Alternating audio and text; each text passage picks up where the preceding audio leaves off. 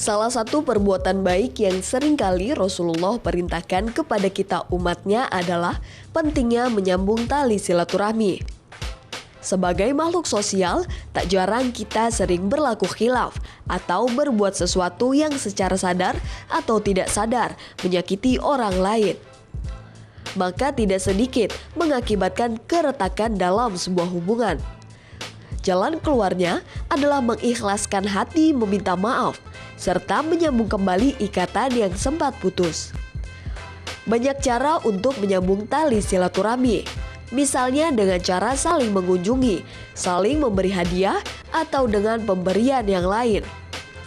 Sambunglah silaturahmi ini dengan berlemah lembut, berkasih sayang, wajah berseri, memuliakan, dan dengan segala hal yang mudah dikenal manusia dalam menyambung silaturahmi. Banyak manfaat dan keutamaan dalam silaturahmi, seperti yang Rasulullah pernah ajarkan kepada kita dalam sabdanya. Barang siapa yang senang untuk dilapangkan rizkinya yang diakhirkan ajalnya, maka hendaklah ia menyambung tali silaturahmi. Hadis riwayat muttafaqun alaih. Dan manfaat lainnya dari menyambung tali silaturahmi adalah pahala yang cukup besar. Bahkan dalam satu riwayat, pahala silaturahmi bagaikan memerdekakan seorang budak. Jika pahala silaturahmi besar, maka besar pula dosa orang yang sengaja memutuskan tali silaturahmi. Salah satu dosa memutus silaturahmi yang paling besar adalah memutus hubungan dengan orang tua, kemudian dengan kerabat terdekat. Termasuk di dalamnya adalah durhaka kepada orang tua, memusuhi orang tua, serta menyakiti hati orang tua. Karena sejatinya, dosa tersebut layaknya dosa berbuat syirik.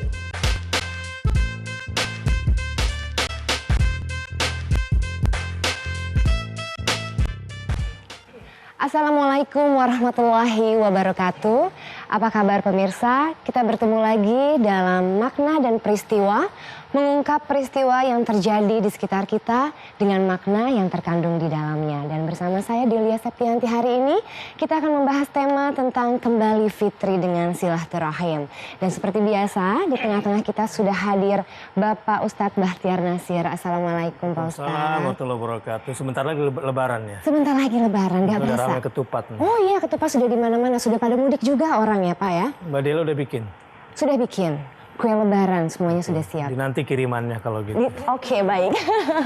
Dan di tengah-tengah kita juga ada sosiolog Bapak Musni Umar. Selamat pagi Pak. Selamat pagi, assalamualaikum warahmatullahi wabarakatuh. Waalaikumsalam warahmatullahi wabarakatuh. Apa kabar Bapak, baik Baik, ya? alhamdulillah selalu baik ya. Alhamdulillah. Puasa alhamdulillah lancar terus. Semua lancar gitu ya. Alhamdulillah. Dan di tengah-tengah kita juga ada Anggara Erli. Assalamualaikum. Waalaikumsalam warahmatullahi Apa kabar, wabarakatuh. sayang? Baik, alhamdulillah Delia. Udah lama gak ketemu kita ya? Betul sekali. Gimana puasa lancar? Alhamdulillah lancar. Kesibukan apa nih bulan puasa ini? Sekarang kan sudah bentar lagi lebaran. Gak mudik Betul. nih? Rencananya abis dari sini akan Langsung? mudik. Semoga lancar. Amin, perjalanan. amin, amin, amin. Baik, dan sebelum kita membahas lebih lanjut lagi dengan narasumber kita dan juga Pak Ustadz tentang tema hari ini. Dan saya akan bertanya dulu pada Pak Ustadz. Pak, apa pentingnya silaturahim ini Pak? Iya banyak sekali. Tadi dijelaskan pertama memperpanjang usia, memperbanyak rezeki gitu ya. Kemudian juga menghapuskan banyak dosa-dosa dan meredam hal-hal yang selama ini kemudian membeku.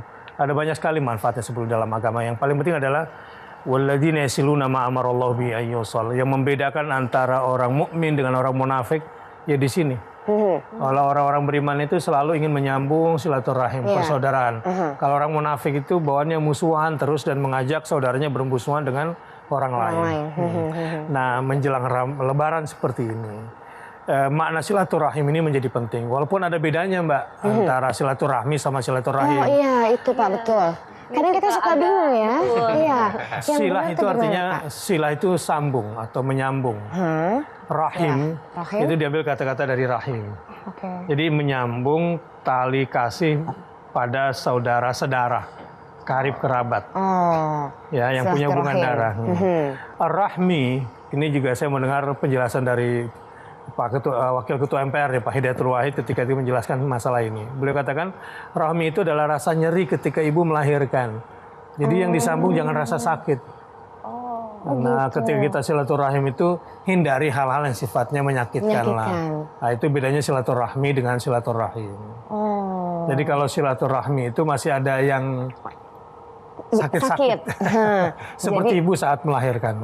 Oke, jadi itu kenapa ya lebih baiknya yang benar silaturahim. Oke, dan nanti kita akan bahas lebih lanjut lagi tentang tema kita hari ini. Sekarang kita akan lihat VT dulu berikut ini.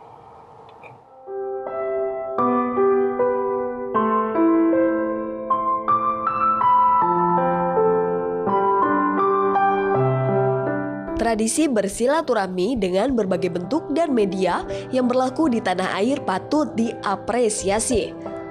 Tradisi mudik dalam bentuk saling berkunjung dan bertemu, disertai saling bermaaf-maafan, dianggap menjadi fenomena menggembirakan.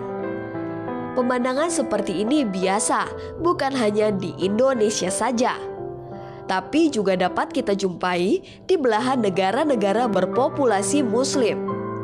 Inti bersilaturahmi bukan sekedar rutinitas tahunan yang tak berkelanjutan. Hakikat silaturahmi adalah munculnya kepekaan dan solidaritas antar sesama, terutama bagi mereka yang membutuhkan. Ada prioritas dalam hal siapa yang lebih dahulu kita temui atau kunjungi. Dalam kalimat silaturahmi atau silaturahim terdapat kata rahim. Kata tersebut berarti tempat janin berkembang. Maknanya adalah dekat. Dekat bisa bermakna kerabat atau kasih sayang. Jadi prioritas dalam melakukan silaturahmi adalah mendahulukan orang-orang yang dinilai memiliki kedekatan dengan kita. Misalnya orang tua, saudara, kerabat, serta sahabat dan teman. Seperti yang Allah Subhanahu wa Ta'ala firmankan dalam Al-Quran surat An-Nisa ayat 36 yang artinya, sembahlah Allah dan janganlah kamu mempersekutukannya dengan sesuatu apapun. Dan berbuat baiklah kepada dua orang ibu bapak, karib kerabat, anak-anak yatim, orang-orang miskin, tetangga yang dekat, dan tetangga yang jauh. Jadi keluarga merupakan yang utama sebagai tempat pembinaan silaturahmi. Bukan atasan, kolega, atau seseorang yang berada di luar keluarga. Seperti halnya niat bersedekah, terdapat dua keuntungan dalam mendahulukan silaturahmi dengan keluarga. Pertama akan menimbulkan nilai kepekaan dan emosional. Yang kedua adalah besarnya keberkahan yang akan kita peroleh.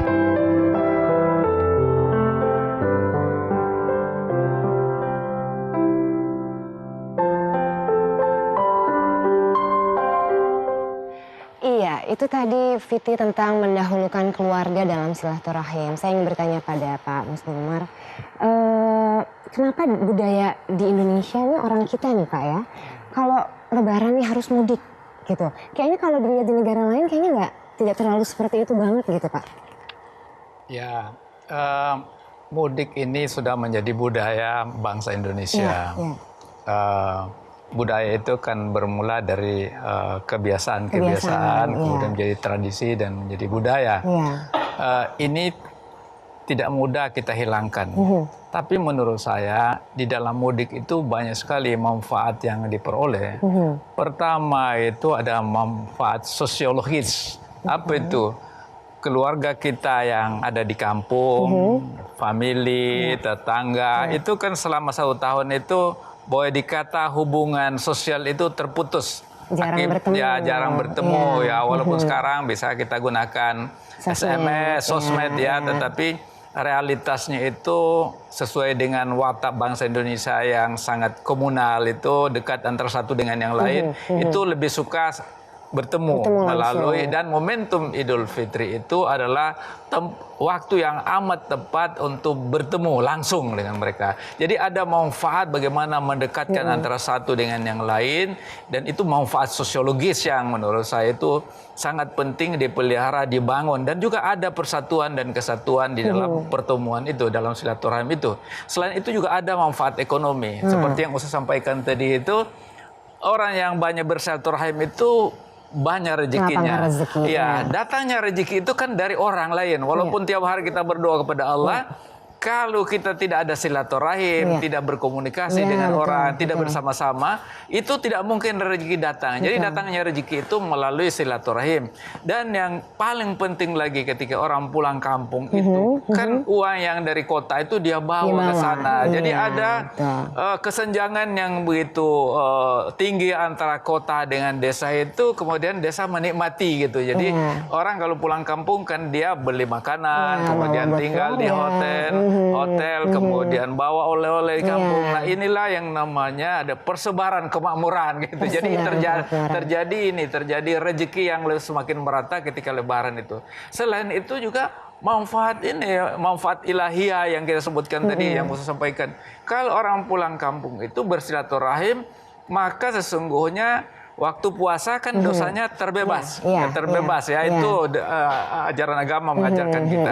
Tetapi kalau kita belum saling memaafkan itu, maka itu bukan saja belum afdal, itu dosa kita terhadap sesama itu belum terbebas. Jadi melalui medium silaturahim ini, maka dosa kita kepada Allah, insya Allah karena kita puasa, kita menjadi manusia yang paripurna setelah kita Lebaran, tetapi juga melalui silaturahim kita terbebas dari dosa-dosa. Jadi menurut saya ini manfaat dari silaturahim itu, apalagi melalui Lebaran Idul Fitri, luar biasa banyaknya, dan saya kira wajar saja kalau bangsa Indonesia berbondong-bondong pulang ke kampung pada saat Lebaran. Jadi budaya mudik itu jangan dihilangkan. Jangan dihilangkan.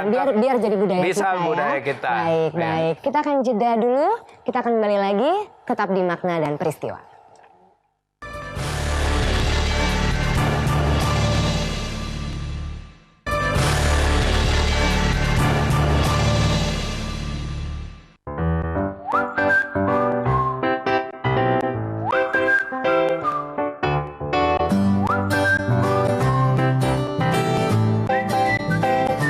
Dalam setiap hari libur panjang atau hari besar keagamaan, seringkali kata mudik itu terlontar. Mudik merupakan istilah lain dari pulang kampung. Dan aktivitas masyarakat ini puncaknya dapat kita lihat saat Hari Raya Lebaran. Fenomena mudik hanya kita bisa lihat di Indonesia saja.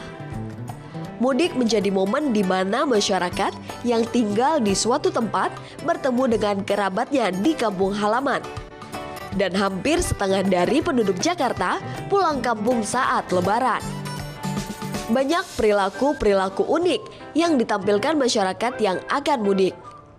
Mulai dari konvoi dengan kendaraan pribadi hingga naik kendaraan umum yang super penuh. Ditambah lagi dengan gaya masing-masing pemudi yang berbeda, menandai momen mudik adalah momen adu gengsi dan adu kemampuan finansial. Memang mudik bukanlah tradisi Islam, akan tetapi jika kita pergunakan momennya dengan baik, maka mudik akan menciptakan momen ibadah yang cukup besar pahalanya. Misalnya menggunakan momen mudik untuk membangkitkan rasa sayang dan bakti kepada orang tua. Di mana pada momen ini kita berharap memberikan sesuatu kepada orang tua kita sebagai bagian dari birrul walidain atau bakti kepada orang tua. Kemudian menyambung tali silaturahmi kepada kerabat yang mungkin telah lama tidak kita jumpai. Dan ajang silaturahmi ini kita saling mencari dan meminta maaf. Dan itulah momen terindah yang tidak kita jumpai di negara manapun. Secara psikologi akan memberikan ketenangan dan sekaligus motivasi yang lebih kuat untuk menjalani kehidupan pada masa-masa berikutnya.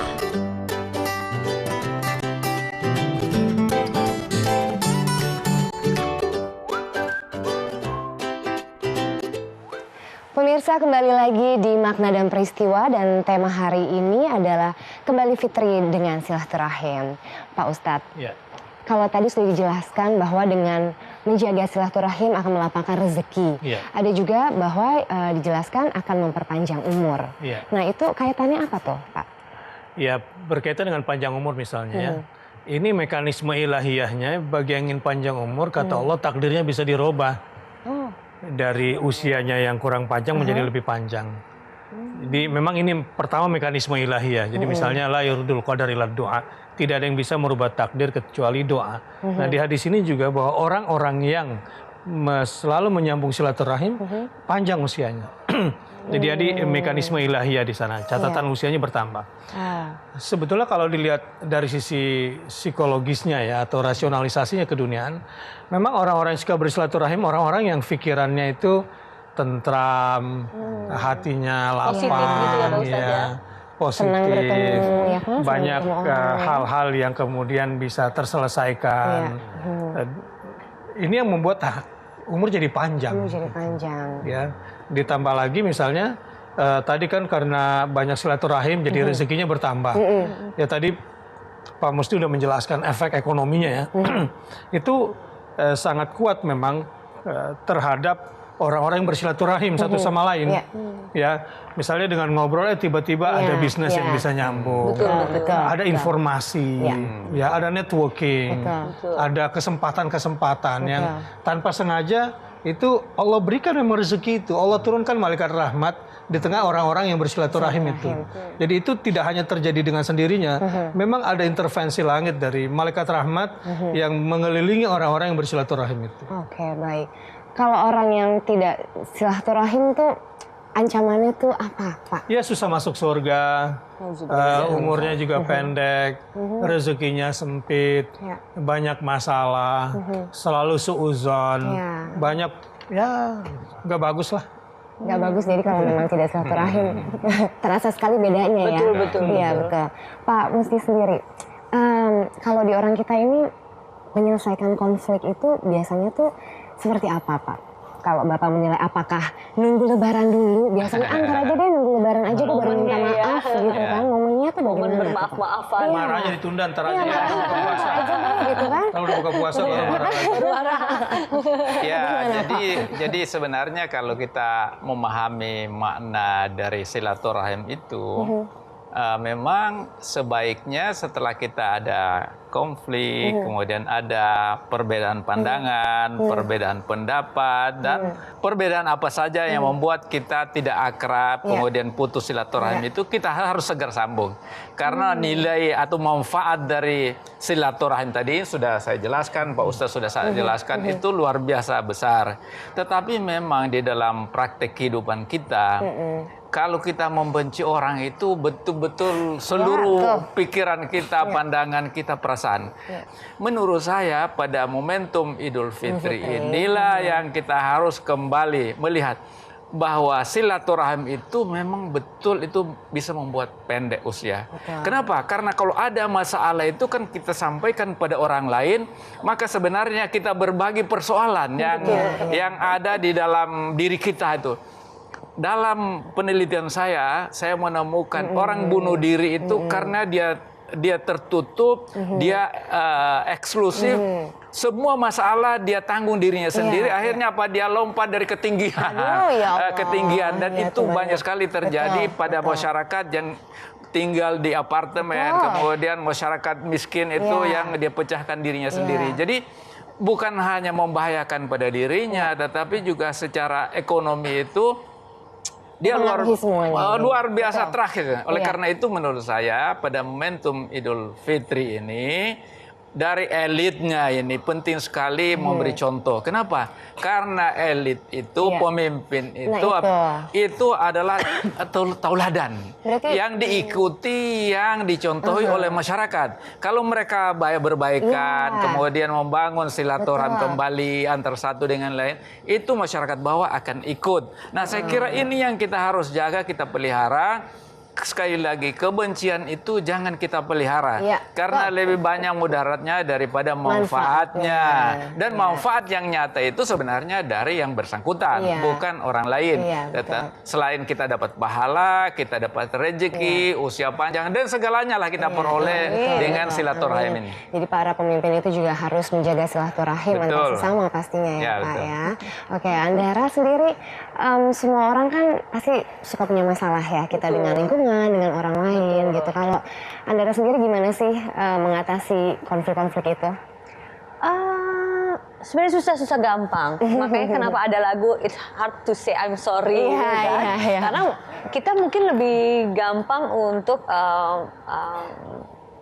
meluapkan emosi, kemarahan, dan menunjuk orang lain yang salah itu lebih gampang dibanding mengatakan bahwa diri kita lah yang sebenarnya salah, atau mungkin memaafkan atau meminta maaf. Itu kan bukan hal yang mudah, tapi setidaknya untuk ada perasaan lega sebenarnya pada saat kita sudah berani untuk meminta maaf, berani untuk bukannya rela berkorban untuk yang penting masalah kelar gitu, tidak, tapi lebih ke arah win-win solution aja gitu ya. Jadi biar keadaan juga jadi udah nggak ada lagi omong-omong di belakang, unek-unek tersimpan, udah nggak ada lagi. Yang memaafkan itu yang menang sebetulnya. Nah, yang berani memaafkan itu orang yang kuat sebetulnya. Nah itu Pak, terus gimana kalau tadi Andara bilang kita mau minta maaf gitu, tapi yang orang yang kita minta maaf ini tidak memaafkan. Nah, ada juga situasi seperti kan yang seperti itu. Ya mungkin cara kita barangkali waktu minta maaf yang nggak benar, bisa jadi. Memaksakan. Mungkin ada kelas. Ada kondisi-kondisi yang menurutnya adalah kalau sudah minta maaf masalah selesai gitu ya Pak. Ya mungkin pernah lihat orang sombong minta maaf. Banyak kayaknya. Gini caranya. Maaf gitu aja marah. Oh iya benar. Gitu aja marah, maaf deh gitu ya. Iya maaf gitu. Kalau minta maaf yang benar itu dari rumah sebelum berangkat, kalau perlu minta sama Allah, sholat 2 rakaat, mudah-mudahan dibukakan pintu hati saudaranya itu. Misalnya kakak sama adik nih ya, sebelum berangkat kemudian siapkan hadiah terbaik gitu. Disiapkan pula kata-kata yang terbaik. Itu menunjukkan bahwa ini betul-betul ingin meminta maaf, mengakui kesalahan, mengakui kelebihan saudara. Saya kira itu perbuatan mulia. Oke. Jadi tidak cukup dengan hanya meminta maaf, tapi dengan perilaku kita juga ya. Baik, nanti kita akan bahas lagi. Jangan kemana-mana, kita akan kembali setelah break berikut ini.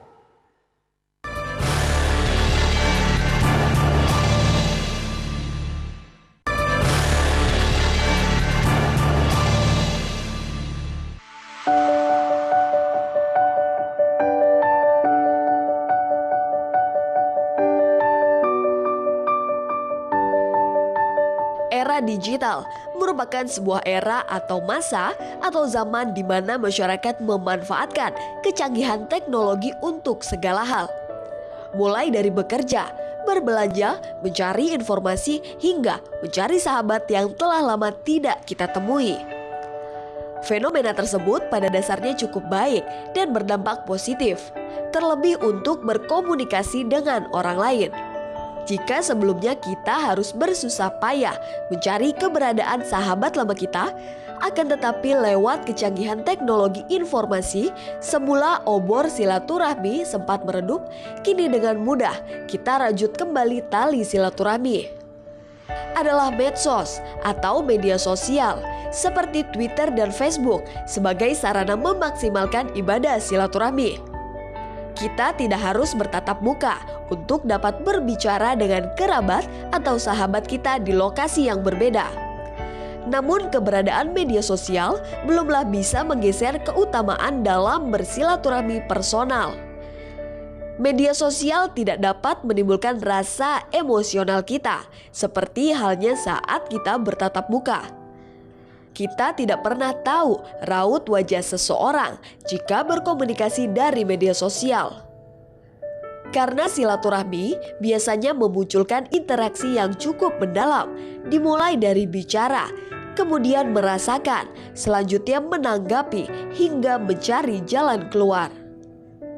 Untuk itu, kecanggihan alat informasi jangan serta-merta sebagai jalan keluar untuk menggantikan kebiasaan yang lama.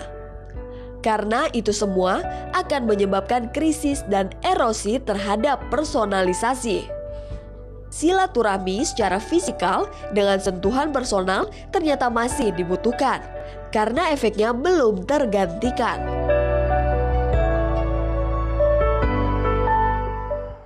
Masih di makna dan peristiwa, dan Pak Ustadz, tadi kita sudah lihat Viti bagaimana kecanggihan teknologi media sosial yang membuat orang lebaran aja kayaknya maaf-maafan juga lewat BBM, lewat Instagram dan lain-lain gitu. Itu bagaimana tuh Pak? Sah-sah sajakah atau gimana? Dalam dua kondisi sah-sah saja. Kondisi pertama memang sangat terlalu jauh dan tidak mungkin kita untuk berkunjung ya. Dia di belahan bumi yang mana, kita di belahan bumi yang mana. Dalam kondisi seperti ini, semua perangkat kan bisa pakai Skype ya, dengan video call, kita bisa ketemu. Tapi tetap saja ini tidak bisa mewakili sebagaimana halnya pernikahan jarak jauh itu. Walaupun mukanya udah jelas semuanya. Ulama masih belum membenarkan pernikahan jarak jauh seperti ini. Karena masih banyak hal-hal yang belum terkonfirmasikan. Yang kedua bisa dibenarkan jika ini sebagai permulaan. Maaf ya, Lebaran tahun ini aku belum bisa datang deh pada hari Lebaran, tapi mungkin 2 minggu setelahnya barangkali ya. Nah, tetapi sebagai pembukaan Lebaran ini mohon maaf deh. Tetapi tetap nanti akan ada lanjutannya. Karena angpaunya susah juga. Walaupun bisa pakai transfer. Benar juga. Ya. Betul. Itu yang ditunggu ya. Itu yang ditunggu. Nah, kalau Pak Musni sendiri itu jadi menyurutkan orang nggak sih Pak? Jadi ketemu gitu, bermaaf-maafan langsung gitu. Karena ada si media sosial ini. Udah cukup gitu. Aku udah BBM udah cukup gitu. Ya, jadi sesungguhnya dengan medsos ini memberi ini kemudahan bagi kita. Jadi pasti manfaatnya banyak. Tetapi juga sebenarnya keburukannya juga tidak kurang-kurang gitu. Karena dalam banyak kasus itu orang memanfaatkan justru untuk menghujat orang, untuk mencaci maki dan lain sebagainya. Tetapi kita, menurut saya, medsos ini kita harus memanfaatkan. Media sosial ini kita harus manfaatkan untuk sebesar-besarnya kemanfaatan untuk membangun silaturahim. Tadi itu misalnya teman lama yang kita sudah tidak tahu kemana dia melalui medsos ini, kita kemudian searching, kita browsing, kita lihat dan kemudian kita menyampaikan kabar dan lain sebagainya. Dan memeliharanya hubungan silaturahim ini juga tidak mudah, Pak. Tidak mudah karena biaya tadi Ustaz sampaikan betapa dari sini kita pulang ke Papua misalnya, itu biayanya mahal sekali. Kalau ke Kendari berapa? Ya, kalau pulang ke Kendari itu biayanya bisa sampai 4 juta itu kalau Lebaran ya, kalau Lebaran mahal sekali Pak. Dan saya tentu rencana mau pulang juga. Saya kebetulan di kampung itu ada pesantren saya di sana, jadi setiap tahun saya lihat juga di situ. Kemudian udah dari jadi saya memelihara hubungan dengan masyarakat gitu ya, masyarakat. Sekaligus juga saya merenung dan bersyukur betapa Allah memberi kemuliaan pada saya, sementara rakyat jelata itu yang karena satu dan lain hal, pendidikan kurang dan lain sebagainya, dan pembangunan juga tidak banyak menyentuh mereka tidak maju. Nah itu juga ketika kembali dari silaturahim, Lebaran itu semangat saya semakin menggebu-gebu, semakin tinggi untuk berbuat yang terbaik bagi masyarakat, bagi diri sendiri, keluarga, dan bangsa dan negara. Jadi memang terus terang saja pulang kampung itu tidak bisa tergantikan dengan media sosial itu. Jadi tidak bisa, Pak. Sekali lagi ada faktor psikologis yang amat mendalam dalam diri kita. Kita betul-betul menghayati dan kembali lagi kepada fitrah kita dulu dari mana di situ. Kemudian kita melihat, betapa banyak hal yang kita peroleh kalau pulang kampung. Ketimbang kalau hanya media sosial kita kirim salaman, itu beda sekali. Tapi Pak, kalau kan kita juga lihat tahu sendiri ya Pak ya, kalau kita pulang banyak orang pulang kampung, urbanisasi meningkat nih. Tambah ramai nih Jakarta kan. Jadi tidak juga. Menurut saya gini Mbak, itu dampak negatif saja bahwa kita membangun itu belum bisa kita menciptakan keadilan, pemerataan.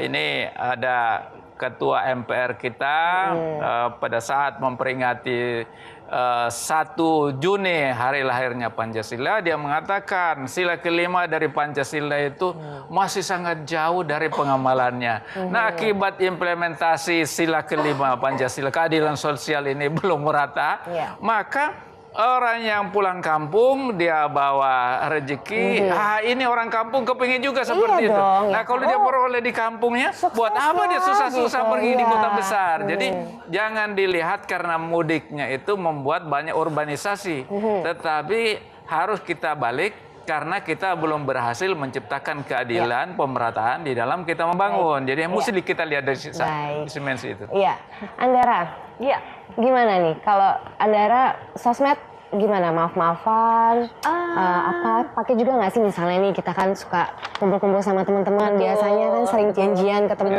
atau ada sosmed udah bikin grup di WhatsApp atau sering chat di pet atau dan lainnya gitu. Lebih ke apa ya? Jadi malas kumpul nggak sih? Enggak. Malah kadang-kadang medsos itu malah mempertemukan kembali dengan kawan-kawan yang lama udah lama nggak ketemu gitu kan. Jadi momentum kayak puasa sekarang, kemudian nanti Lebaran itu malah lebih apa ya? Ya mengumpulkan lagi apa namanya, keluarga-keluarga yang mungkin udah lama nggak ketemu, akhirnya ketemu lagi. Manfaat gitu. Positifnya luar biasa, banyak yang sekali. penting dari kitanya sendiri juga menggunakan medsosnya seperti apa. Jangan menyurutkan ingin bertemunya silaturahim langsung jadi berkurang, jangan ya. Mungkin kalau saya pribadi lebih suka ketemu fisik ya, gitu. Karena lebih banyak cerita gitu ya. Paling cuma janjian aja di sosmed. Awalnya gitu, undangan-undangannya itu datangnya dari sosmed. Tapi kalau misalnya ketemu, ya itu tidak menyurutkan rezeki. Tiba-tiba besok ada yang nawarin, kita bisnis kita bikin ini, bikin itu. Nah itu. Iya, Pak Ustadz, ini di luar sosmed nih Pak. Saya mau tanya, kalau orang sudah meninggal, tapi kita masih ada rasa salah, kita masih ada merasa bersalah dengan orang yang meninggal tersebut, itu gimana ya Pak ya? Ya pakai sosmed juga. Nyampe ya Pak. Terus di tag ya Pak. Di tag ya. Gimana tuh, Ya Pak? ada sosmed untuk para arwah. Kita bisa komunikasi sama dia. Oh, ada ya? Ya pertama lewat doa. Ya kita mohon ampun kepada Allah Subhanahu wa taala, kita bertobat atas kesalahan kita terhadap almarhum. Yang kedua, kita doakan ya dosa-dosa almarhum. Ini media sosial kita dengan para arwah ini. Dan yang ketiga, ya ketika itu terkait dengan masalah materi misalnya, ya kita harus kembalikan kalau orangnya udah nggak ada kepada ahli warisnya, ya kepada keturunannya. Jika tidak ditemui juga di mana rimbanya, ya kita bersedekah. Kita tujuannya untuk membayar hutang kepada dia, ya. Kemudian jika kita pernah menyakiti dia, memfitnah dia, ya kita harus membersihkan nama dia, ya terutama di lingkungan yang kita pernah cemarkan nama baiknya. Boleh juga kunjungi kuburnya untuk mendoakan dan mendoakan diri sendiri. Itu sosmed untuk kaum arwah. Sosmednya ada seperti itu ya. Baik, kita akan jeda dulu, nanti kita akan lanjut lagi, dan jangan kemana-mana, tetap di Makna dan Peristiwa.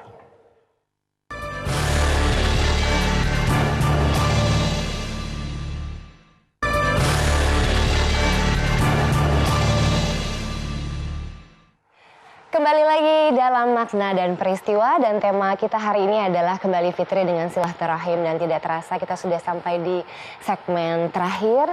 Untuk Pak Musni, mungkin ada yang ingin disampaikan Pak pada para pemirsa di rumah atau para pemimpin kita yang udah deh harus akur nih supaya masyarakatnya juga akur gitu kan Pak? Ya, jadi pertama dampak negatif dari silaturahim yang biasa kita lihat itu dengan pamer pulang kampung, kemudian itu naik kendaraan motor dengan membawa anaknya 2-3 di situ, yang kemudian naik kendaraan ini, itu kita harus cegah, karena keselamatan harus menjadi nomor satu di dalam kita mudik ya, mudik itu yang pertama. Jadi kayak sirkus soalnya.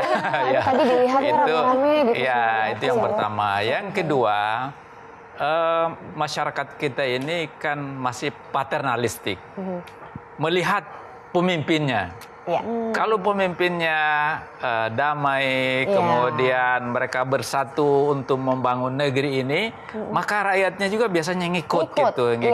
Jadi ini kita harus menghimbau dalam momentum Idul Fitri ini, kita menghimbau para pemimpin yang suka berbeda pendapat, tidak apa-apa berbeda pendapat, tapi jangan sampai berlanjut dengan konflik yang kemudian mengorbankan rakyat kita, masyarakat kita. Kemudian yang ketiga itu, ya tentu kita harus mensyukuri apa yang kita peroleh selama ini.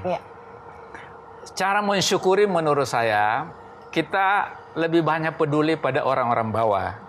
Dan puasa yang kita jalani ini selama 30 hari itu membuat kita sadar dan merasakan betapa menjadi orang miskin itu tidak enak, Pak. Susah. Sepanjang hidup mereka kekurangan makan, kekurangan segalanya semua. Maka bagi mereka yang mempunyai kelebihan rezeki itu, maka pada momentum Idul Fitri itu berbagilah. Tidak hanya pada saat Idul Fitri, tetapi juga sepanjang hidup ini.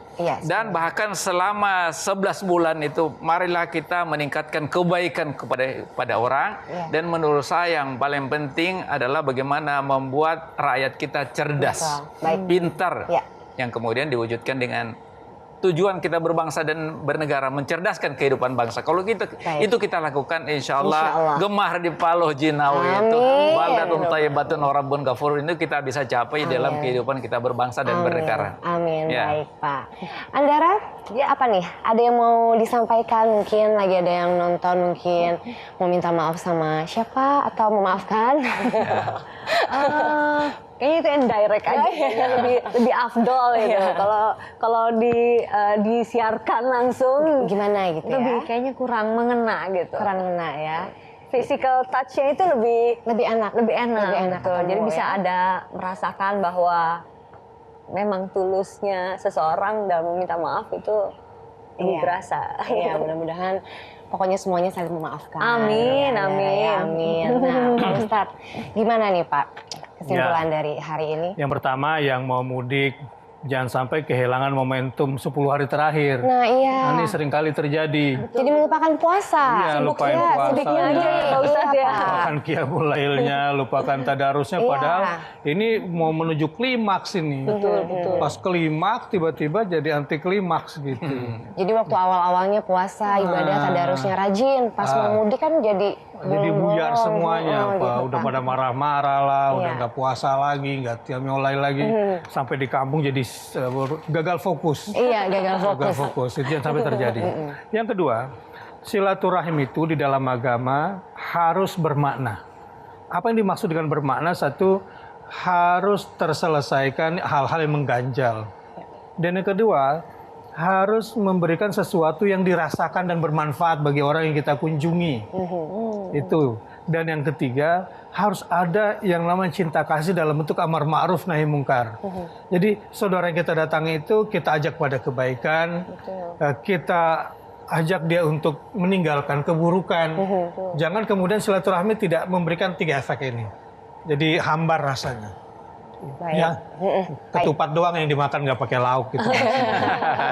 harus lengkap semuanya ya. Oke, terima kasih sekali Bapak Ustadz Bahtiar Nasir. Terima kasih Andara Ruli atas waktunya, dan Bapak Muslimat terima kasih atas waktunya. Sama-sama. Dan pemirsa, akhirnya saya undur pamit dulu. Jangan lupa saksikan terus Makna dan Peristiwa setiap hari Senin dan Jumat pukul 8.30 pagi hanya di TV One, dan semoga tayangan kami bermanfaat untuk hari ini. Selamat menjalankan ibadah puasa. Wassalamualaikum warahmatullahi wabarakatuh.